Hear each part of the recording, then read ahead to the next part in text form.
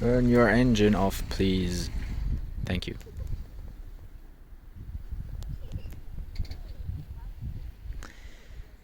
Look at that. That's Klagenfurt. No, actually, that's fog. Hiding Klagenfurt. Hello and welcome to the final episode of 21 in 21. Because 21 is ending. I did not bring a tripod, so that's why I'm gonna mount you here on that phone mounty thingy on the car. Right here. And I'm just gonna hope that you see me. And we're gonna talk about the 21 things that I did in 21 to figure out what I want to do with my life. I have a list. So I did quite a few things and I filmed quite a few things as well, but I did not edit all of those videos. So some of them I edited and they are already online, and some of them I could edit and put them online, and some I didn't even make a video about, but I have the 21 things, and in this video I'm gonna tell you what those are. And I'm gonna rate each of those things on a 5-star scale. Let's do it the John Green way and give 1 to 5 stars. The good old star system. Right, coming in at the first thing that I tried, which was creating a trading bot. So you might remember I coded myself a trading bot. There is a video about that. Resume of the trading bot is that it's not worth it. I mean, it was a fun little project. I learned a little bit about, how markets work and how to code and how to use the APIs. But operating the trading bot is just absolutely not worth it, because I would have made a lot more money just investing into crypto than running this trading bot.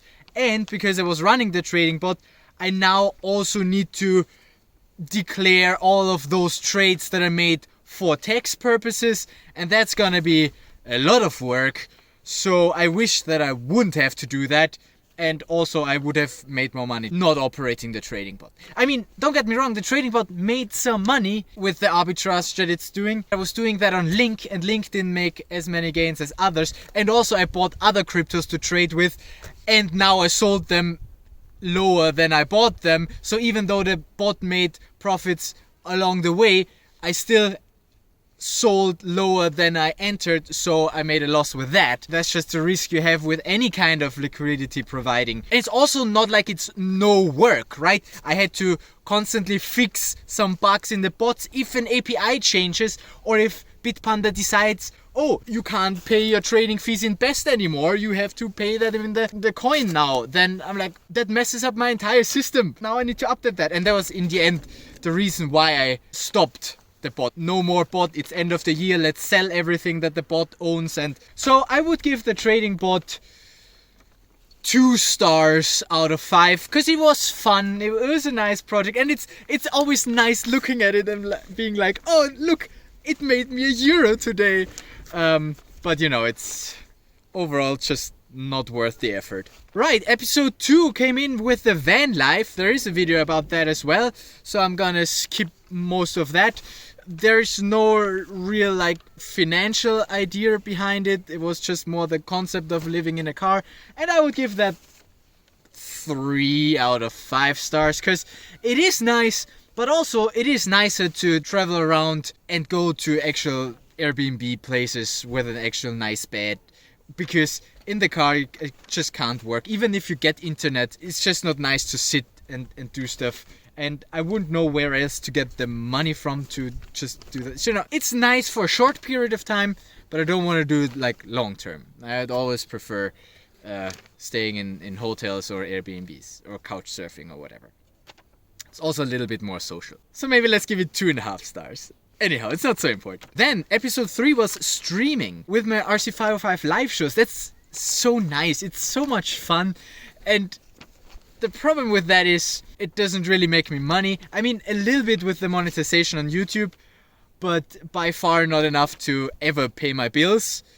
unless I get a lot more popular, which I don't think I'm gonna get. But hey, who knows? Who knows? Maybe. Because it's so fun and it's literally no work. Like, I don't need to prepare, set up my webcam, turn on the RC505, start streaming, and I'm live. No editing, no pre-planning.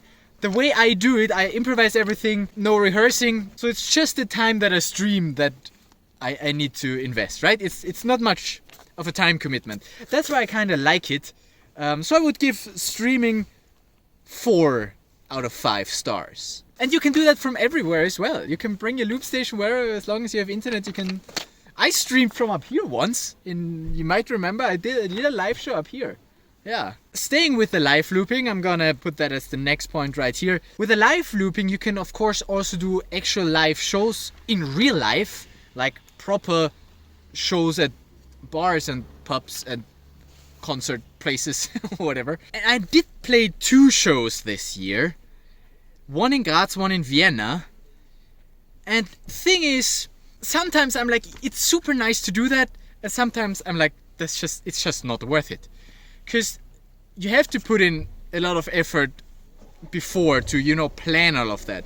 You need to find a location. You need to invite the people to actually go there. Then you need to convince the people to actually come there.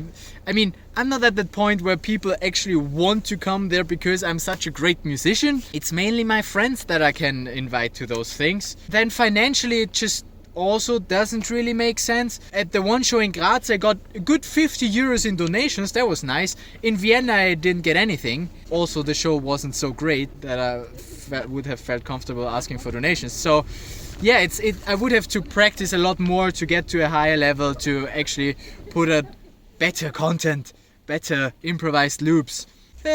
So I would give live shows 2 out of 5 stars. I mean, it would be super cool to travel the world with that and be so famous that people just want to see that and locations book me. But realistically, that's not gonna happen. So we keep it as a hobby. I mean, I know from some people that they want to see another show, so I am planning to do it again, but more as a hobby kind of side project, not to ever make money or a living off of that. Then, the 5th thing that I tried was being a sound technician for an improvised soap opera online, so I could do that with Zoom and audio movers. I didn't make the music, I essentially just played the music at the appropriate time. That was essentially my job there. And it was interesting. Problem is, it wasn't paid. You just do it because you want to support the project and because it's somewhat interesting. I mean, while I got to do the music, I of course watched the show. And the story they told is super nice.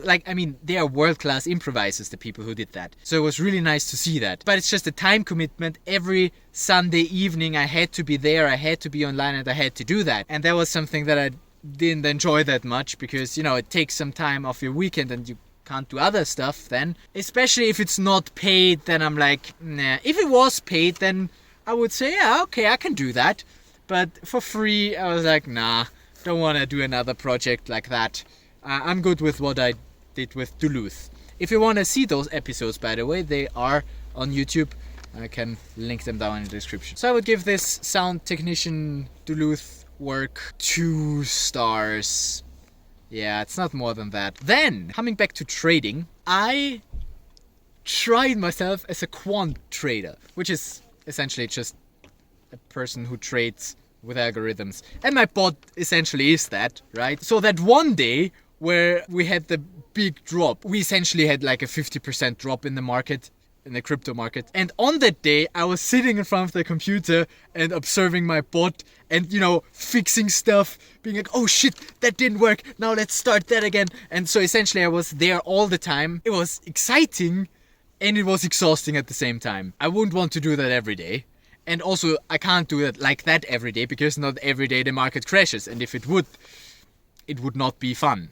But anyway, that day my bot made like 90 euros or so, just arbitraging. Of course, overall I lost quite a lot. But that day was quite nice. It was fun. I recorded a lot of stuff on that day. If you're interested in that, let me know in the comments. And I will get Andy to edit that for you. Also, the Duluth, I could make a video about that, but didn't yet. So if 10 people tell me in the comments that I should make a video about that, I'm gonna do that. Anyhow, I give the Quant Trading, also just 2 stars, because essentially I'm not even any good at that, and it needs my time, and I probably lose way more than I make. So let's just not. Oh no, the shadow from the tower is coming. So if the trading is not for me, maybe 0.7 crypto investing might be. Because that's easy. You essentially just buy a bit and then you wait and do nothing. And I'm good at doing nothing. I can do that. Or you dollar cost average and buy every month or something. That I can do. That's easy. And you don't even need to have a big strategy for that. However, doing that alone, of course, doesn't really yield great results because you never sell. And when do you sell? I don't know. I had this idea of financing this and the next year just with the gains that I make in Bitcoin and Ethereum, but that's not gonna happen because I also thought that we would hit 90k by the end of the year, which obviously we did not. I'm still up in my investment, but unfortunately I will not reach the 5 figures. 4 figures is 1,000. Oh, 5 figures is 10. I will not reach the 6 figures. The 100k. That's not gonna happen. Weep for the sun to come further down into my face. Related, coming in at number 8, VC investing, so venture capital, because that's very different from dollar cost averaging. I wanted to put this in a separate category because venture capital essentially for me means something that could either go very high or to zero. And if you just invest a little bit, then it doesn't matter if it goes to zero. You basically limit the amount that you can lose with the little bit that you invest. So you don't go all in. But because of asymmetric upside, downside is limited, cannot go further than zero. But upside can go wherever. So even if you just invest a little bit, if you're early and it's a great idea, then you might, still get good results. So I had this idea of doing a lot of venture capital in the crypto space when I was up significantly with my Bitcoin and ETH investments, and I was like, yeah, I've got money to spend now, and hey, I don't want to pay that many taxes anyway, so we can make some losses. That was the idea behind that. In retrospect, I only have to pay the taxes if I actually make the gains, and so far I didn't make any gains yet because I didn't sell. I did do a little bit of VC, and essentially I lost on basically all of that. I mean, Solana was kind of a VC play in the beginning for me, but then Solana became so big that it's now my 3rd biggest position, and I just believe in that project, and it's not a VC play anymore. So I keep pumping money in there. Damn. But yeah, I give venture capital investing 3 out of 5 stars because it's also quite easy to do. Just hit in some money and then run away and come back 10 years later. Most of it will be zero. I mean, it's partly gambling, yes. I would say I was somewhat early on Solana. I still think we're somewhat early on Solana, but by now it's already so mainstream that I wouldn't consider it VC anymore. Yeah, so that's that. Why did the sun go? Then we have a good one. Number 9, DeFi yield farming. I mean, that's a big one in crypto. You can make vast amounts of money if you yield farm. But first of all, you have to find out where you can do that, where the big returns are, and it's also super risky.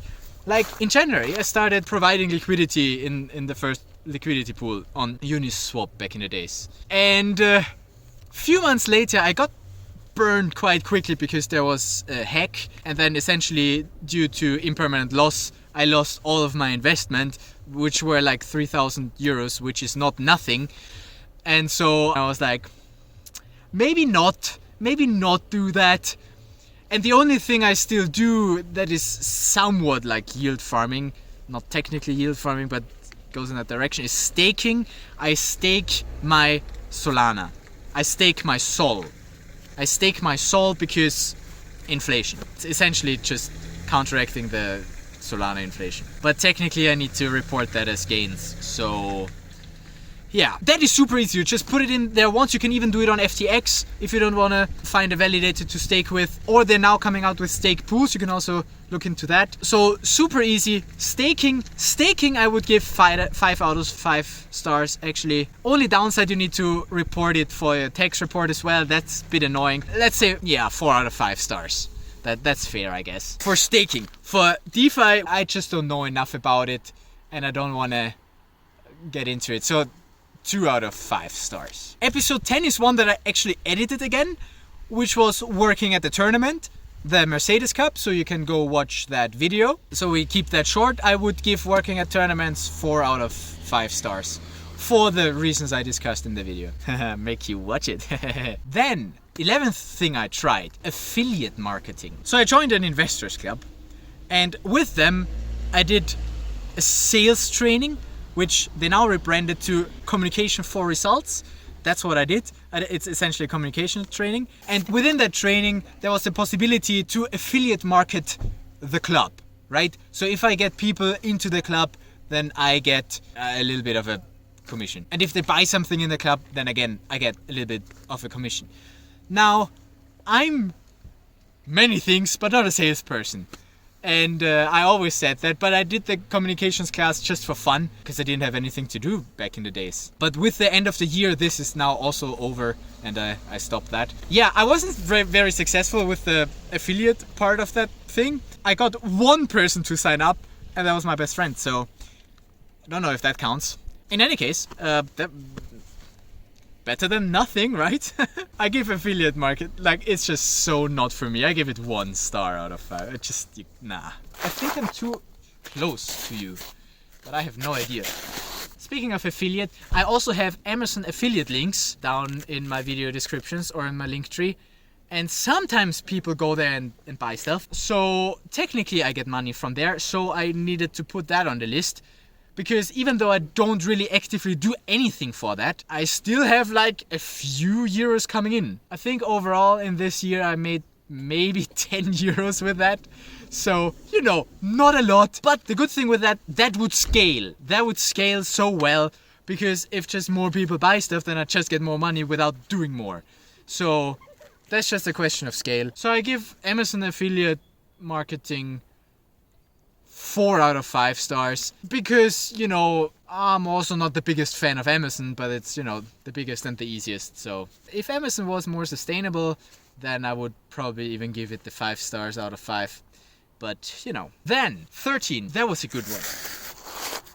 For 1729, I made a video. They have those tasks that you can do and then you can win and get paid. And one of the tasks was you know what? We're gonna move back there. One of the tasks that they had was to make a video about Solana. Specifically Solana tokens, and there were 2 other topics, but I made the one about Solana tokens. At that point, I have heard about Solana. I didn't know much about it, but I was like, that's my chance. That's how I can justify to learn about Solana and make that video. So I did that. That video still is probably the most watched video this year. And the best thing, I got paid for making that video. I got like $1,000 just for making that video. Just because I submitted it and they were like, yep, you won. Here's some money. And then they even said, hey, here's some more money, make another video. So I did a second one, the one about the automated market makers. And the super cool thing about that is, not only did I make money with it, but I also learned about Solana, which was the start of wanting to learn more about Solana because it's just interesting. So I learned something and I got paid. And for the amount of work that I put in, I got paid really well. So I have to give 5 out of 5 stars for this particular video project with 1729. Only downside is there are not unlimited of those projects that I can do. I mean, there are probably more than I know of because I don't actively go searching for them. I could also search more on Gitcoin. I did one last year on Gitcoin where I also made a video and also get paid. Actually a lot of potential for that. So I should probably look into that more. That's quite cool. That's quite cool. Then, yeah, speaking of Solana tokens, number 14 on the list, token creation as a service. Because since I made that video about tokens, a lot of people wanted to have tokens and not everybody was technical enough to do it. So I made a video saying, hey, I can create the token for you, just fill out that form and I'll do it. That didn't go so well in the beginning, but over the time when my video became more popular, people kept creeping into my Discord and asking me to help them. And most of the time I help them for free. And sometimes if they can't figure it out themselves or they start saying, hey, I can just pay you to do that, then I'm like, okay, for a little fee, I'll create the token for you and I'll name it and everything. So I did that quite a few times by now. Like I've created a lot of tokens for people. It's super easy. It doesn't cost me a lot of time, but it also gets repetitive and boring for me. So also not the best work, right? So I give that 3 out of 5 stars. Coming in at number 15, now we start talking about NFTs, non-fungible tokens. I started out as an NFT Dev, so essentially the guy who brings the images on chain, because I just learned how to do that. And actually no, people wanted me to learn how to do that such that I can do that for them, and I did, and they paid me for it, and I was like, cool, I can do that again. And so for a few projects I helped them set up the blockchain side of things. And because there's so much money in that space, it wasn't paid too badly, so I would give that 4 out of 5 stars. And then, number 16, I started to set up an NFT project for myself. There's a video about that, you might remember. But that didn't go so well, because nobody wanted to buy my NFT. Why would they? Also, apparently, my time is not worth enough to other people. So I kept that online. I sold 2 for a total of $50. But then when I had a conversation with my tax advisor, she told me that in order for me to be allowed to sell NFTs, I actually need to have a business registered, which I currently don't anymore. So I'm legally not allowed to sell NFTs. So I stopped my NFT sale. Sorry for selling those 2. But anyhow, happened. Yeah, so creating your own NFT project, unless you're a famous artist or you're a good marketer and you can hype people up, then it's no. I give NFT creation 1 out of 5 stars. It's not for me. But that gets me to point number 17. NFT collecting or investing. But let's say collecting, because in that one video that I made where I YOLO'd way too much money into NFTs, I said that NFTs are not an investment. I kind of changed my mind. They could be. I still want to have one of the Degen Apes. I really want to enroll in the Degen Ape Academy. That I would see as an investment, but it's just too big of an investment to make and still too risky because those NFTs got that expensive. All of that happened that year, so it's crazy. But yeah, one day I'm gonna get myself one of them. One day. It's my dream. Next to getting 1 full Bitcoin, so I'm a full coiner. You can dream, but essentially, if you don't really know what you're doing, I mean, you can NFT flip, but that's like trading. So essentially, it's for me also, I just buy if I want to hold it. For instance, Walk of the Earth, my favorite band, released an NFT on Solana, my favorite blockchain, and I was like, I need to get that. So I got myself 2 of them, which is also 500 euros, not nothing. But then I just bought it to hold it forever. I don't intend to ever sell that. I just want to support their project, and if the price would ever go up ridiculously high, then I might consider selling it, but probably I'll just keep it, so I'll stay on the collector side. And with the collector side, the main issue is if you don't have much capital, you know, you're pretty limited to what you can collect. You also don't make money by just collecting. You make money by holding and reselling, but that I just don't want to do, because then it's effort again, and also I'm way more likely to lose money than to make money. So like with trading, we just don't do that. It's also complicated for tax reasons, but don't even want to get into that. So I give NFT collection 2 out of 5 stars, just because it's fun. Just because it's fun and I love my NFTs. Also, I got one where I just supported a creator, a drawing of Deadpool. He does like comics and he did Deadpool, and I got that one. And that guy sent the original drawing to me as well. I have that in Vienna. Look at his thumbs. It's just so fun. I love it. I love Deadpool. So yeah, that's cool. And that was like, what was that? $50, $60, $70, something like that? Not much. It's a lot of Solana here. Coming in at number 18. Making Solana tutorials. I love making videos. Just with those vloggy style videos, nobody wants to see them. And also my loop station tutorials, they got a little bit popular, but it's just a small amount of people who are interested in that. Solana got super popular, and there's not much content about that. So it's easy to make videos that get traction. So I made a few Solana tutorials, and I'm intending to continue doing that because I want to learn more about Solana. I just like that blockchain. Fun fact, 2021, they're climate neutral. Climate neutral! They have to work with offsets, but still, pretty cool. Which blockchain can say that? I guess I'm a Solana fanboy. I'm not a maximalist. If there's a better chain, I'm gonna swap over, don't you worry. But for now, my cards are on Solana. And so that's why I want to learn about it, learn how to write smart contracts, and make more tutorials. Just because it's also fun for me. And those tutorials are usually also a quite low effort approach. I just film myself learning it myself and then cut it together and bunch that out. So I don't need to make it a condensed 10-minute video. It's just as long as it is. More watch time, which makes YouTube recommend it more. So I give Solana tutorials also 4 out of 5 stars. Simply because I learned so much while doing it. And I usually have fun doing it as well. Then related, number 19, which I have been doing quite a lot recently, is Solana consulting or blockchain consulting. Essentially, people join my Discord and ask me questions, and I try to answer them as well as I can. You can also join the Discord, by the way. I support quite a lot of people there. Pretty much all of that I do for free because I'm a good person. So that doesn't pay yet. I just want to build a community of people that help each other so we can learn from each other. And then eventually I might get a good deal from one of those people. And yeah, that's why I have my Discord and do all of that free Solana consulting. Coming from there, I could also get into, blockchain dev. I'm also kind of interested in getting there a little bit. How to deploy smart contracts and doing that for people if somebody needs it. And there are a lot of people who need that, so I want to learn that. But that's also more of a software development thing then, and we know that I don't like to do that. I want to learn how to do it myself, yes, such that I know how it's done.